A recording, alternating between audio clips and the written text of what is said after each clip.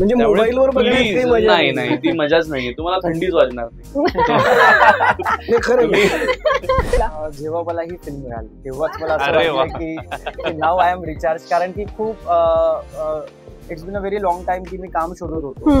Literally आमचं जे स्पॉटवाले दादा होते ना, त्यांच्यापासून ते ह्याच्यापर्यंत सगळ्यांना स्क्रिप्ट माहिती होती. क्या बात आहे. म्हणजे असं एकही माणूस नव्हता ज्याला स्क्रिप्ट माहिती नव्हती काय. वा. हाय हॅलो नमस्कार मंडळी, रोलिंग स्कोप या युट्यूब चॅनलवर मी रुचामुळे तुम्हा सगळ्यांचं मनापासून स्वागत करते. बंजारा हा नवा कोरा चित्रपट येणार आहे 16 मेला आणि या चित्रपटातली टीम म्हणजे सक्षम कुलकर्णी, स्नेहा पोंक्षे आणि आदित्य धनराज आता आपल्या सोबत आहेत आणि या तिघांसोबत आपण गप्पा मारणार आहोत. यंग टीम आहे या चित्रपटातली. आपण सुरुवात आदित्यपासून करूया. मगाचपासून आम्ही गप्पा मारत होतो, सगळेजण गप्पा मारत होते. आदित्य थोडासा सायलेंट आहे. तू मूवी मध्ये तेवढाच शांत आहेस का रे? हो, थोडा तरी आहे मी सायलेंट. आणि बाकी तुम्ही एकदा फिल्म बघा तर तुम्हाला कळेल की मी काय केलंय. हो, पण त्याच्यामध्ये तू विचारलायस प्रश्न की तुझ्या आजोबांना हीच जागा मिळाली का रे, तर ती हीच जागा कोणती आहे चित्रपटातली? ती जागा म्हणजे सिक्कीम. ती जागा म्हणजे सिक्कीम. येस. तिथे तुम्ही पहिल्यांदा शूट केलं? हो, पहिल्यांदाच. ही पहिली मराठी नाही पहिली भारतातली पहिली फिल्म आहे ही, जी आउट अँड आउट सिक्कीम मध्ये शूट झालेली आहे. ह्याच्या आधी 1-2-3 सिनेमे हिंदीतले झालेत, पण ते एखादा सीन झालाय आणि तोही सिक्कीम मध्ये नाही, तो आजूबाजूला बंगालमध्ये, दार्जिलिंग मध्ये अशा ठिकाणी झालाय. सो म्हणजे आम्हालाही माहिती नव्हतं ऑनेस्टली. मी जेव्हा तिकडे रेकी करायला गेलेलो तेव्हा आमच्या तिकडचे जे लाईन प्रोड्युसर आहेत त्यांनी आम्हाला हे सांगितलं की ही पहिली इंडियन फिल्म आहे जी इकडे तुम्ही शूट करताय. वाव. सो ते स्नेहा, तुझं कौतुक आहे. एक तर पहिलाच चित्रपट तू असा आणि इतकं चॅलेंजिंग आहे हे सगळं पटकन तिकडे करणं. पण हे करत असताना तुला तुझे एक छान मित्र तुझ्या सोबत आहेत, ऍट द सेम टाइम तुझे बाबा तुझ्या सोबत आहेत, त्या सगळ्या गोष्टी जुळून आल्या. पण ह्या सगळ्या गोष्टींशी तू कसं जमवून घेतलंस? सो काही नाही, ते आय थिंक एका पाठोपाठ ते जमत गेलं. म्हणजे मी असं ठरवून काही केलं नाही. तर जेव्हा सिनेमा करतो तेव्हा आपल्याला माहिती नसतं की आपल्याबरोबर कोण असोसिएट होणार आहे. बरोबर. ते आपण कॅरेक्टर्स असतात त्याच्या हिशोबाने आपण ती एक प्रोसेस असते. तर मला नव्हतं माहिती की सक्षम असणार आहे फिल्म मध्ये किंवा आदित्य असणार आहे. सो काही नाही, ते जसं आपण वाहवत जातो तसं ते एक एक प्रोसेस मध्ये एक एक लोक ऍड होत झाले आणि लकीली मला अख्खी टीम जी मिळाली ती म्हणजे शोधून मिळणार नाही अशी टीम मिळाली. म्हणजे सगळीच. हे दोघं तर आहेच, आपले मोठे सगळे मंडळी तेही आहेतच, पण माझी अख्खी डिरेक्शन टीम, माझी अख्खी प्रोडक्शन टीम कंट्रोलर माझा इकडे आता बरोबर आहे यश निकम म्हणून, सगळ्यांनी मला इतकी साथ दिली आहे. आणि मुंबईत शूट करणं खूप सोपं आहे. आपल्या कंट्रोल्ड एन्व्हायरमेंट मध्ये आपण शूट करतो, काही लागलं तरी आपल्याला लगेच मिळतं. सिक्कीम सारख्या ठिकाणी जिथे आम्हाला एक साधी पाण्याची बाटली जरी पाहिजे असली तरी एक माणसाला बाईकवरनं जावं लागायचं 15-20 मिनिटं दुकान शोधत, आणि मग ती पाण्याची बाटली मिळायची आम्हाला. इतक्या ऍडव्हर्स कंडिशन मध्ये, प्लस थंडी, मायनस मध्ये सगळं टेम्परेचर. त्यात आमची आता अचानक पाऊसच पडतोय, अचानक गाराच पडतायत, ते वेगळाच तो एक आहे. पण सगळे जण as a team we were like strong, आणि आम्हाला माहिती होतं की आम्ही हे करणारच करणार. त्यामुळे मलाही एक हे होतं की करणारच, आणि तुम्ही केलंच आहे. म्हणजे केलंच आहे, म्हणजे कौतुक आहे त्याच्याबद्दल. सक्षम, जेव्हा मी ट्रेलर बघितला ना त्याच्यामध्ये तुझी भूमिका थोडीशी थोडासा बुजरा किंवा नाही हे आता नको अशा काही पद्धतीची वाटली. आजोबांच्या अस्थिचं विसर्जन असं कुठेही करून कसं चालेल? तुम्ही नक्की कोण आहात? तुम्हाला हे सगळं कसं कळलं? तर तू प्रत्यक्ष आयुष्यामध्ये एकदम तसा बुजरा आहेस की ना एकदम रोखठोक आणि कणखर आहेस? म्हणजे कसं आहे तुझं कॅरेक्टर? ऍक्च्युली समीर तसा बुजरा नाहीये. तो अत्यंत फोकस्ड आहे. पहिले तर त्याला जे करायचंय त्याचं ठरलेलं आहे. म्हणजे आपलं होऊ द्या रिचार्ज गाण्यामध्ये पण जेव्हा हा सिगरेट ओढायचं हे करत असतो तेव्हा तो त्याच्या हातातलं ती सिगरेट ओढून घेणं किंवा त्याला त्याच्या मित्रांबद्दल असलेली काळजी, ह्या सगळ्याबद्दल तो अत्यंत स्ट्रॉंग ओपिनियनेटेड आहे असं मला वाटतं. आणि खऱ्या आयुष्यात तू म्हणशील तर खऱ्या आयुष्यात मी आहे इंट्रोवर्ट. मला पटकन लोकांशी इंटरॅक्ट व्हायला जरा वेळ लागतो. पण आमच्यात म्हणजे असं कधीच झालं नाही. म्हणजे आम्ही जेव्हा जेव्हा आमच्या दोघांचं कास्टिंग जेव्हा फायनल झालं त्याच्यानंतर आम्ही तिघं मिळून अख्खी स्क्रिप्ट एक 10-15 वेळा एकत्र भेटून वाचली. म्हणजे त्याच्यानंतर आपलं, कारण सीन मध्ये जे गिव्ह अँड टेक असतं ना त्याच्यामुळे तुमचे सीन खुलून येतात ना फायनली. तर मला असं वाटतं की ह्याच्यामध्ये पण स्नेहाचं क्रेडिट आहे की त्यांनी सगळ्यांकडनं, म्हणजे आमच्या लिटरली आमचं जे स्पॉटवाले दादा होते ना, त्यांच्यापासून ते ह्याच्यापर्यंत सगळ्यांना स्क्रिप्ट माहिती होती. क्या बात आहे. म्हणजे हो असं ना? एकही माणूस नव्हता ज्याला स्क्रिप्ट माहिती नव्हती काय, वा. किंवा आजच्या शेड्यूल मध्ये काय सीन आहेत, कोण आहेत, सगळे कोण ऍक्टर्स लागणार आहेत, काय हे सगळं सगळ्यांना माहिती असायचं. म्हणजे असं सरप्राईज कोणीच नव्हतं की अरे ह्याचा सीन लागला का, असं कोणीच नव्हतं. वा. सगळ्यांना स्क्रिप्ट पहिल्या पानापासून शेवटच्या पानापर्यंत सगळी माहिती होती. आणि मला अजून एक असं वाटतं की जसं स्नेह म्हणाला की एवढ्या ऍडव्हर्स कंडिशन्स मध्ये शूट करत होतो, पण आमची जी टीम होती ना, ते अशा टीम मध्ये आमच्यात कधी असं भेदभाव नव्हता की हे लाइटिंग डिपार्टमेंटचे आहेत किंवा हे आर्ट डिपार्टमेंटचे आहेत, तर मग आर्ट डिपार्टमेंटच्या लोकांनी लाइटिंग डिपार्टमेंटला मदत कशी करायची. तर ती युनिटमध्ये एवढी एकी होती ना की आम्ही सगळेच एकमेकांना मदत करत होतो, कारण की त्याशिवाय नाहीतर कम्प्लीटच झालं नसतं शूटिंग. कारण आमचं सकाळी 5 वाजता कॉल टाइम असायचा, कारण डे लाईट लवकर संपायचा, त्यामुळे आमचं पॅकअपच 6 वाजता 6-7 वाजता पॅकअप व्हायचं. त्यामुळे असं कोणीच असं नव्हतं की नाही मी ह्याला मदत नाही करणार, असं कोणीच नव्हतं.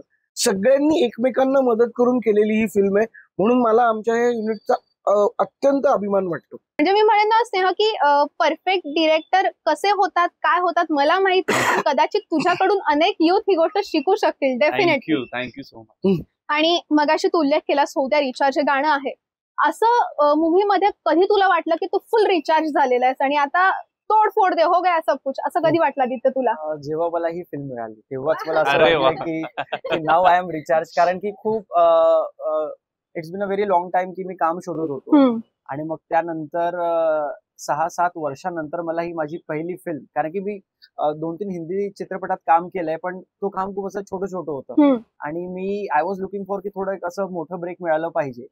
तर जेव्हा माझं ऑडिशन झालं आणि जेव्हा स्नेहाने म्हटलं की now you are lock for this character, तर त्या दिवशी I was fully recharge. Wow.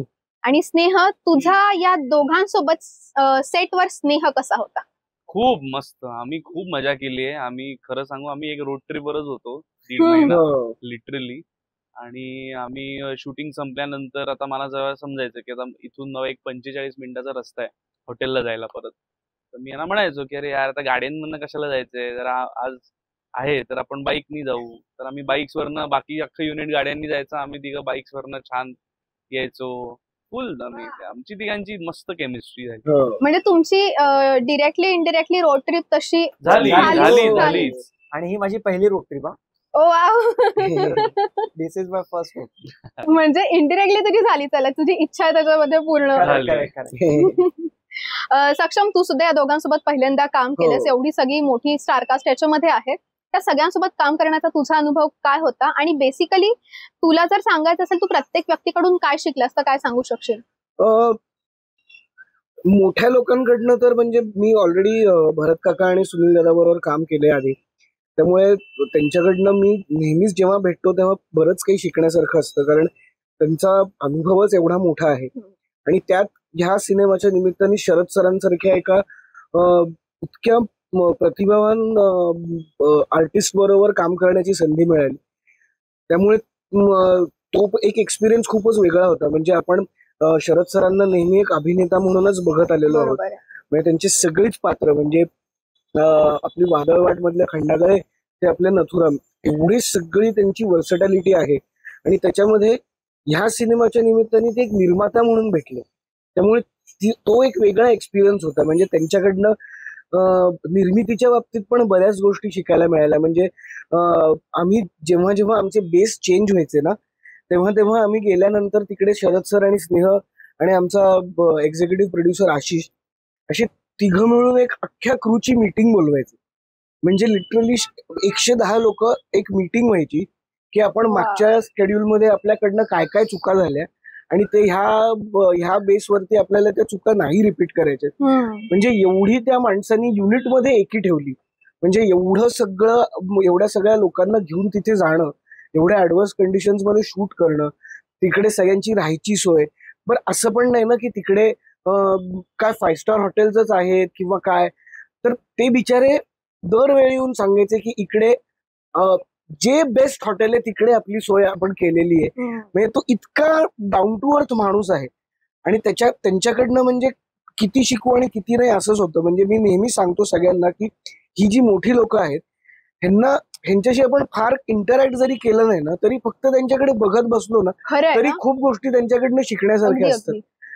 आणि राहिला प्रश्न ह्या दोघांचा, तर मला असं वाटतं की आदित्य हा खूप मेहनती मुलगा आहे आणि त्यांनी ह्या सिनेमाच्या निमित्ताने भरपूर मेहनत घेतली. म्हणजे तो नागपूरचा आहे. म्हणजे आम्ही जेव्हा आम्ही वाचन करत होतो तेव्हा ऑब्व्हियसली तो नागपूरचा असल्यामुळे थोडं भाषेचं आणि थोडंसं त्याचं होतं, पण त्याने प्रचंड मेहनत घेतली आणि मला त्याचं खूप कौतुक वाटतं. कारण की एवढ्या कमी दिवसांमध्ये त्यांनी हे करून सगळे त्याचे डायलॉग्स आणि सगळ्यावरती प्रचंड मेहनत करून किंवा मी हे कॅरेक्टर म्हणून ह्याच्याकडे कसं अप्रोच व्हायला पाहिजे किंवा ही लाईन मी कशी म्हणायला पाहिजे ह्याची त्यांनी भरपूर मेहनत केली. अर्थात स्नेहाचा गायडन्स त्याला होताच, पण त्यांनी स्वतःहून पण भरपूर मेहनत घेतली. तुझ्या आजोबांना पण काही सोपं ठिकाण नाही मिळालं का? नाही म्हणजे महाबळेश्वर वगैरे असतं तर सोपं झालं असतं ना रे. आणि स्नेहाबद्दल मला असं वाटतं की एक अत्यंत क्लिअर आणि फोकस्ड दिग्दर्शक आहे तो.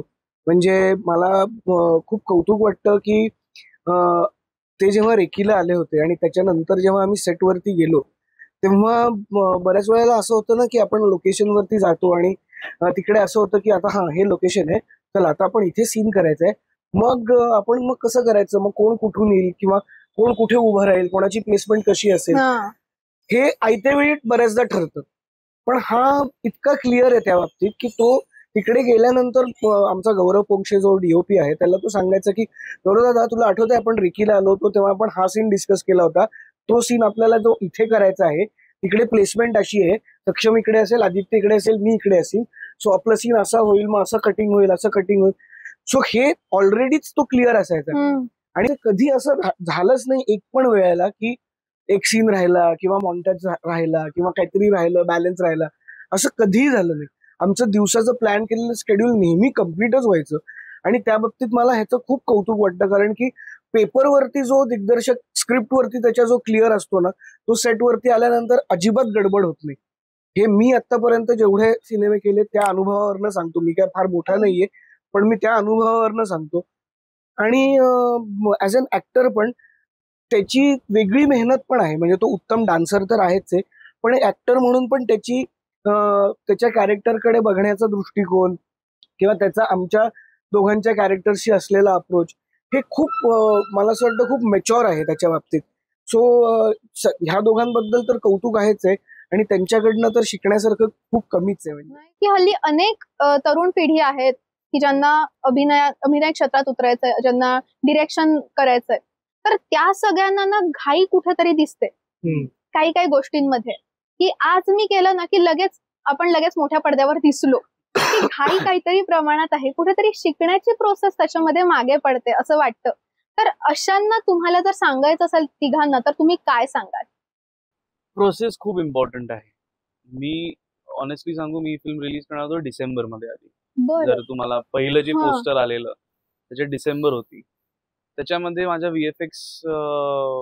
माझा जो VFX वाला आहे त्यांनी मला सांगितलं की ना इतने आपने मुझे 2.5 महीने दिए लेकिन उसमें होगा नहीं सर, मतलब होगा लेकिन वो ना जैसा मुझे चाहिए वैसा नहीं होगा. आणि सगळे जण असे होते की डिसेंबर रिलीज ते डोक्यात असतं ना आपण 25 डिसेंबर करेक्ट क्रिसमसला करणार होतो आधी मी. त्यामुळे सगळ्यांना असं होतं की डिसेंबर आणि ना इव्हन मी त्यावेळेला जे डिस्ट्रीब्युशन आणि हे सगळं आणि डिसेंबर छान वाटत होती कारण त्यावेळेला ना एक स्लॉट रिकामा पण होता. आपल्याकडे तर इतके सिनेमे येत आहेत ना की त्यात लकीली तो 25 ते 1 चा जो एक स्लॉट होता त्यात युजली आमिर सरांची फिल्म येते त्यावेळे दरम्यान. त्यांची नव्हती, कुठल्याही मोठ्या सुपरस्टारची नव्हती, मराठीतल्या पण कोणाची अशी मोठी फिल्म नव्हती. तर ऍज अ काय म्हणतात त्याला कमर्शियली जर बघायला गेलीस तर ते खूप छान पिरियड येतो. बरोबर. पण मला असं झालं मी रिलीज करीन, पण मला रिलीज झाल्यानंतर जर मी बघितलं आणि मला ना असं मला रिग्रेट नाही करायचंय.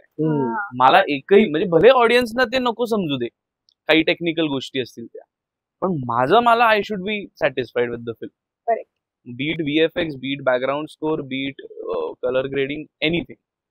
मी सगळं म्हटलं तू घे तुझा वेळ, तुला 2 महिने अजून हवेत, त्यांनी अजून 2 महिने घेतले. म्हटलं तुला जसं हवंय मी तुला पूर्ण फ्रीडम देतो, माझं विजन तुला माहिती आहे, आता ह्याच्या उपर तुला जाऊन काही करायचं असेल तू प्लीज मला करून दे, आणि मी सरळ फिल्म पुढे ढकल.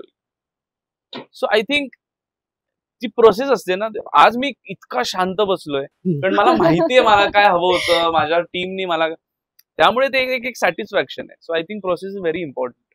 आदित्य तू काय सांगशील? सेम, कारण की प्रोसेस जर तुम्ही प्रोसेसमध्ये नाही राहिला तर तुम्हाला बिहाइंड द कॅमेरा काय या सगळ्या गोष्टी कळणार नाही. तर मला असं वाटतं की यू मस्ट हॅव पेशन्स.